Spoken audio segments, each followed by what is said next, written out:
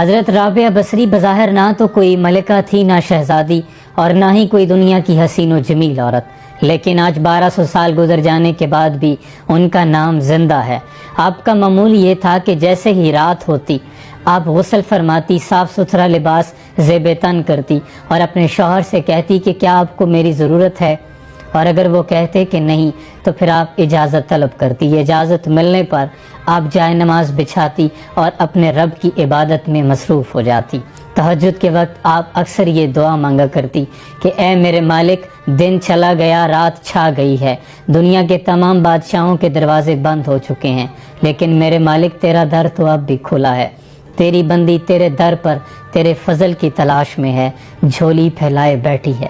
میرے مالک، جیسے تو نے اس آسمان کو زمین پر گرنے سے روک رکھا ہے، ویسے ہی اپنی اس بندی پر شیطان کو مسلط ہونے سے روک دے۔ جوانی میں ہی آپ کے شوہر کا انتقال ہو گیا، آپ بیوہ ہو گئی۔ بصرہ کے بہت بڑے امام، مسلمانوں کے امام حسن بصری رحمۃ اللہ علیہ نے آپ کو نکاح کی دعوت بھیجی۔ کوئی شادی کی خواہش نہیں تھی، اس لیے کہ آپ پرہیزگار ہیں۔ اگر آپ سے نکاح ہو جاتا ہے تو قیامت کے روز میری بھی بخشش کا سامان ہو جائے گا۔ لیکن رابعہ بصری نے فرمایا کہ پہلے مجھے آپ میرے ان 4 سوالوں کے جواب دے دیں۔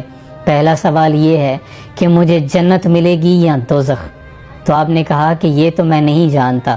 پھر پوچھا اچھا یہ بتائیں کہ قیامت کے روز جب اللہ اعمال نامے اڑائے گا، کسی کے دائیں ہاتھ میں آئے گا، کسی کے بائیں ہاتھ میں آئے گا، میرا اعمال نامہ میرے دائیں ہاتھ میں ہوگا یا بائیں میں ہوگا؟ تو آپ نے فرمایا کہ میں تو یہ نہیں جانتا۔ پھر پوچھا اچھا یہ بتائیں کہ قیامت کے روز جب نیکیاں تولی جائیں گی تو میرا نیکیوں کا پلہ بھاری ہوگا کہ برائیوں والا پلہ بھاری ہوگا؟ کہا میں یہ بھی نہیں جانتا۔ کہا اچھا یہ بتا دیں کہ قیامت کے روز جب دنیا پل صراط سے گزرے گی تو کچھ گر جائیں گے، کچھ گزر جائیں گے، میں گر جانے والوں میں ہوں گی یا گزر جانے والوں میں ہوں گی؟ تو اس پر حسن بصری نے فرمایا کہ میں یہ بھی نہیں جانتا۔ اس پر آپ نے فرمایا کہ پھر مجھے اس دن کی تیاری کرنے دیجیے۔ اس کے بعد آپ نے بقیہ زندگی اپنے رب کی عبادت میں مصروف گزاری۔ جب آپ کے وصال کا وقت قریب آیا تو اپنی خادمہ کو یہ وصیت فرمائی کہ میرا کفن اسی چادر جس میں میں تہجد پڑھا کرتی تھی، اسی چادر کو میرا کفن بنانا اور کچھ ہی لوگوں کے ساتھ رات کے وقت میری تدفین کر دینا، صبح پھر لوگوں کو بتانا، پہلے مت بتانا۔ آپ کی خادمہ نے اسی طرح کیا۔ صبح جب لوگوں کو خبر ہوئی تو ہائے ہائے کا عالم تھا کہ ہمیں کیوں نہیں بتایا گیا۔ اگلے روز آپ اپنی خادمہ کو خواب میں ملتی ہیں، سرخ رنگ کا ایک خوبصورت لباس زیب تن کیے ہوئے، چہرہ نورانی سورج کی روشنی کی طرح چمک رہا۔ خادمہ نے پوچھا کہ آپ کے ساتھ کیا معاملہ ہوا؟ تو آپ نے فرمایا میرے اللہ نے میرے ساتھ بڑا فضل والا معاملہ فرمایا ہے۔ کہا آپ کی وہ چادر کہاں گئی؟ کہا اللہ نے مجھے یہ جنت کا لباس پہنایا ہے اور وہ چادر رکھ لی ہے کہ رابعہ جب کل قیامت کے روز نیکیاں تولی جائیں گی تو تمہاری یہ چادر بھی وہ نیکیوں کے ساتھ تولی جائے گی۔ خادمہ نے پوچھا منکر نکیر نے کیا سوال کیا؟ کہا منکر نکیر نے پوچھا تھا تیرا رب کون ہے؟